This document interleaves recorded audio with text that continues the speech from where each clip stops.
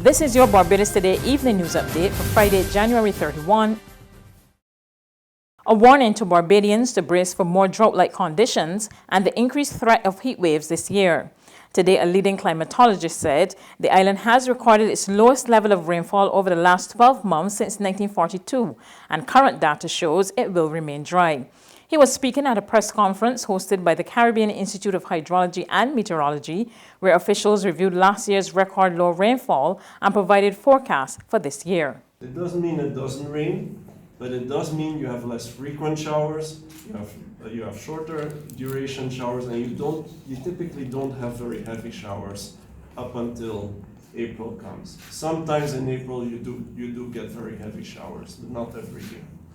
So if you take that as a backdrop, February, March, April being the driest part of the year, having been in a drought already for so long, what we expect is that the impacts on the ground are going to slowly start increasing, right?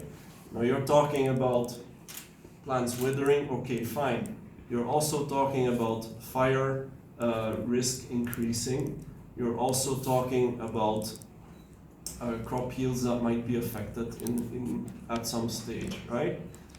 But for February, March, April this year, do we expect anything else than a regular core of the dry season? Well, our models at this time do not expect anything different. As in, there's not more information that you can get from looking at a forecast than from just knowing that we're in the core of the dry season. So what does that mean? Our best knowledge at this stage is it's going to be rather dry. Meteorologist at the Barbados Met Service, Sabu Best, says if the current trend continues, authorities may be forced to declare a nationwide drought. He, however, stressed that now is the time for the island to be prepared. Key to the advice and be prepared. In the event that these forecasts do turn out to be true, and these drought watches and warnings do unfold, that this country is in a good position to deal with any issues when it comes to drought. From a meteorological perspective, that's pretty much it. You will also get updates from the BMS. CMH through the CARICOF program has been excellent in providing assistance and resources to this effect. And we will continue to work along closely with CMH to produce additional products and resources that the citizens of Barbados would need. Water Resources Minister Wilfred Abrams says government will be embarking on a number of projects to mitigate losses. He, however, called on Barbadians to conserve water. The usage of our supply by Barbadians has to change. I keep telling people, how many of us turn on the tap to brush our teeth and leave the tap running the whole time? How many people turn on the shower and go and bathe and step out the shower and soap and leave the shower running? Right? How many people flush the toilet constantly? Right? We keep having inefficient toilets that use up 3 times more water than it needs to use, and that accumulates. So it can't just be the water authority trying their best to fix pipes and mitigate their losses, right? But it also requires a change in the approach by Barbadians as to how we consume what is perhaps our most precious source. Barbados Light and Power Company is promising major savings to residents and the country in the coming years as it embarks on the installation of 33 megawatts of new generating capacity. During a groundbreaking ceremony at the company's Trent St. Lucie Energy Gateway site on Friday, Managing Director Roger Blackman said the Clean Energy Bridge project will cost about $100 million. He said the investment in a new plant represents the company's commitment to stabilize electricity fuel costs and maintain system reliability as the island transitions to 100% renewable energy sources. Minister of Transport, Works and Maintenance Dr. William Duguid is promising significant infrastructure upgrades will soon begin on the West Coast as government continues its road network upgrade program.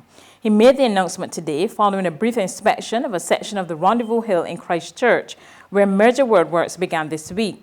Duguid pointed out that work on the area would take a few more days than expected after specialists who inspected the area found that a significant number of trees with large roots had penetrated the rocks, causing boulders to break.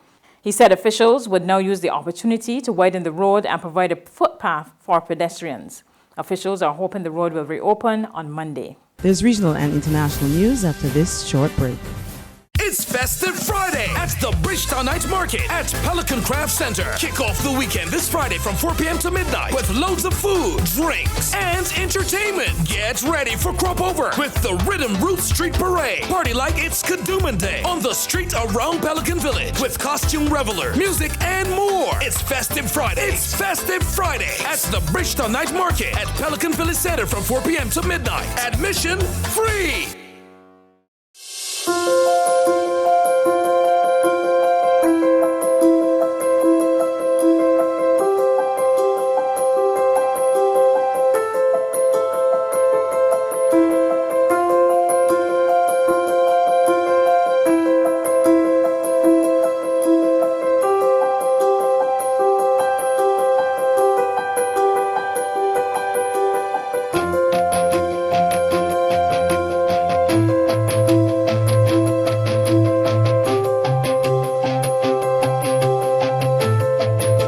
Barbados Today, news you can trust.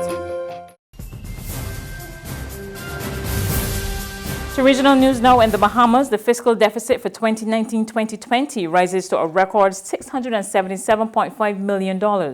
Word of this from Finance Minister Peter Turnquest as he revealed that government spent an additional $308 million more than expected as a result of Hurricane Dorian. Deputy Prime Minister and Minister of Finance Peter Turnquest pegging the increase at some $150.5 million, giving a revised total of $385.5 million. Of that, $100 million is directly related to hurricane restoration. Here's what accounts for that figure.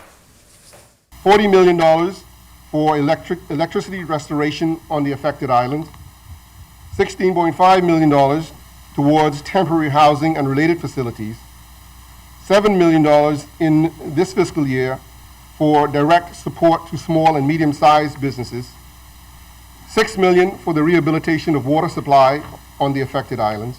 On the international scene, it's official. The United Kingdom has left the European Union. As the clock struck 11 p.m. GMT, the nation officially enacted the biggest constitutional change in living memory to become the first member state ever to leave the EU. The UK now enters a transition period that is due to run until the end of the year, and during which the government is charged with the task of redrawing the country's relationship with its closest neighbours. Our job as the government, my job, is to bring this country together now and take us forward. The most important thing to say tonight is that this is not an end, but a beginning. This is the moment when the dawn breaks and the curtain goes up on a new act in our great national drama. And yes, it's partly about using these new powers, this recaptured sovereignty, to deliver the changes people voted for, whether that is by controlling immigration or creating free ports or liberating our fishing industry or doing free trade deals, or simply making our laws and rules for the benefit of the people of this country.